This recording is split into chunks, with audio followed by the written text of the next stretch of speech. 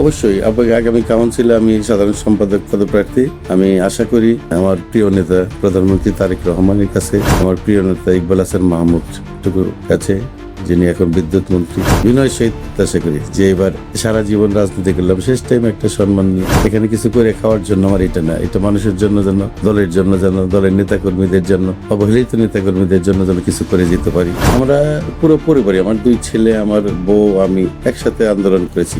সর্বশেষ দেখা গেল আমার কারণে আমার বউটার চাকরিও চলে গেল এবং দেখা গেছে 2 মাস 3 বার পর পরে আমাকে জেলে যেতে হয়েছে। এরশাদ আমলেও আমাকে অনেক জেল খাটতে হয়েছে। এই 17 বছরে যে জেল খাটা, 2 মাস 3 মাস পর পরে জেলে যেতে হয়েছে। 17 বছরে পুরাটাই, কোনো বছর আমার জেলে যাওয়া বাদ নয়। ধার কর্য করে আবার ঋণ করে আবার সুদে টাকা নিয়ে আমাকে জেল জীবনটা পাড়ি দিয়েছে, মামলা পাড়ি দিয়েছে, যার কারণে আমাকে এই বাড়ি বিক্রি করে ঋণ শোধ করতে হয়েছে।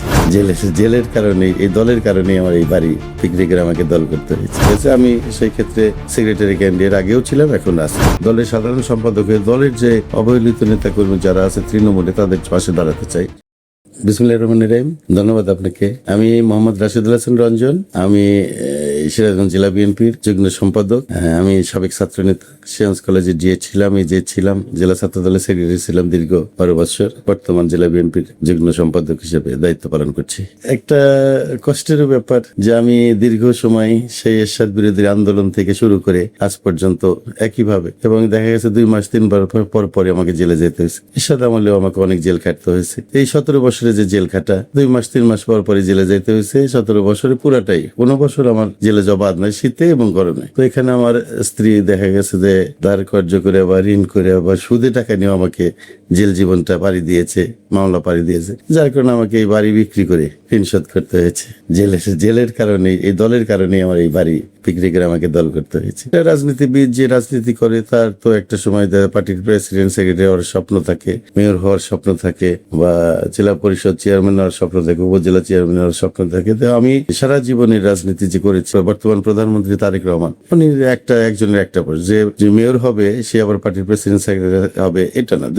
একজনে 2-3টা পোস্ট নিবে, এটা হইতে পারে না। এটা আমিও পছন্দ করি। নেতার সংখ্যা তো অনেক। তো সেই ক্ষেত্রে দেখা গেল যে আমার দলে 3-4 জন করে মেয়র ক্যান্ডিডেট হয়ে গেছে, উপজেলা ক্যান্ডিডেট হয়ে গেছে। আমি সেই ক্ষেত্রে সেক্রেটারি ক্যান্ডিডেট আগেও ছিলাম, এখন আছি। আমি জেলা বিএনপি সাধারণ সম্পাদক। এটা প্রত্যাশা করি, আশা করি। হ্যাঁ, এটাই আমার জীবনটাই রাজনীতিতে চলে গেছে, তার সাথে আমার পুরো পরিবারটাই। আমি আজ 36 বছর বিয়ের বয়স মনে হয়। 36 বছর আমার বউ আমাকে দেখেছে, আমাকে সহযোগিতা করেছে। যদি এরকম একটা বউ না পাইতাম, পলিটিক্সে সহযোগিতা করে না, এমন বউ না থেকে পলিটিক্স করা জুলুম, আমাকে যথেষ্ট হেল্প করে, যথেষ্ট সহযোগিতা করে। এবং এই জেলার, খালি শহর না, জেলার নেতাকর্মীরা জানে। এই সহযোগিতাটা ওর কাছ থেকে পেয়েছি। তো ও নির্যাতিত হয়েছে, আমার সাথে ধান খেতে পর্যন্ত তাকে বলা থাকতে হয়েছে। আমরা পুরো পরিবারই, আমার 2 ছেলে, আমার বউ, আমি একসাথে আন্দোলন করেছি। শাহবাগে আন্দোলন করেছি, শহীদ মিনারে আন্দোলন করেছি, এখানে রাজপথে।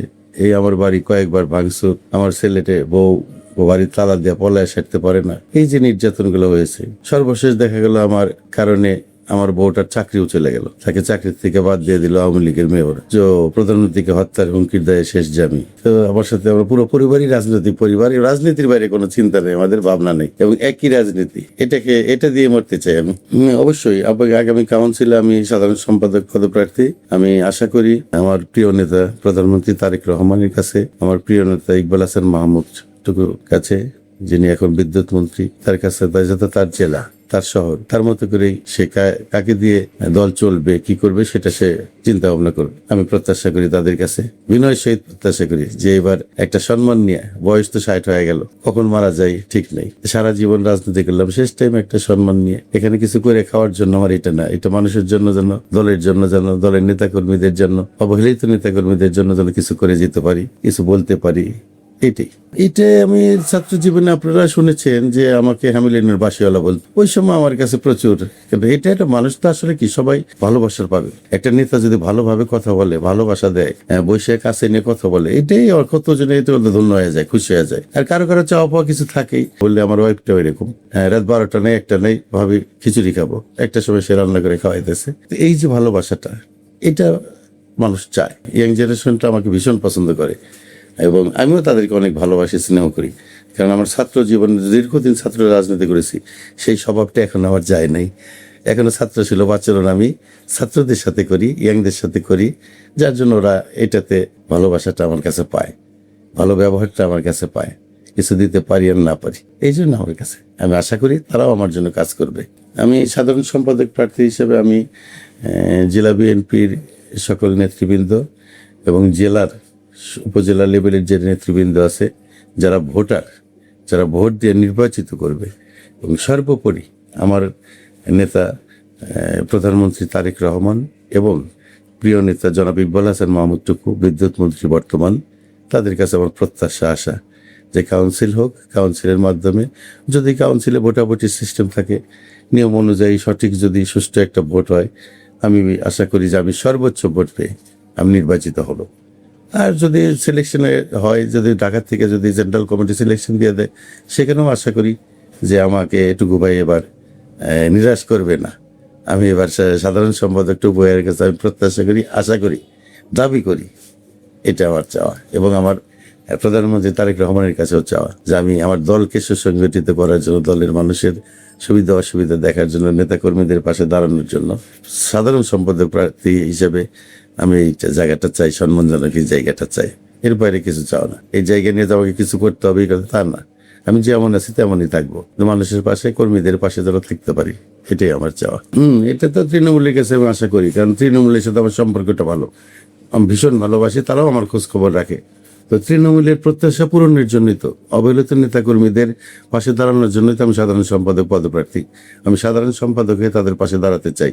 তাদের যে প্রত্যাশা, তাদের যে আশা আকাঙ্ক্ষা, সেটাকে পূরণ করার জন্য আমি সাধারণ সম্পাদক হতে চাই। আমি অন্য কোনো জায়গার চাইনি।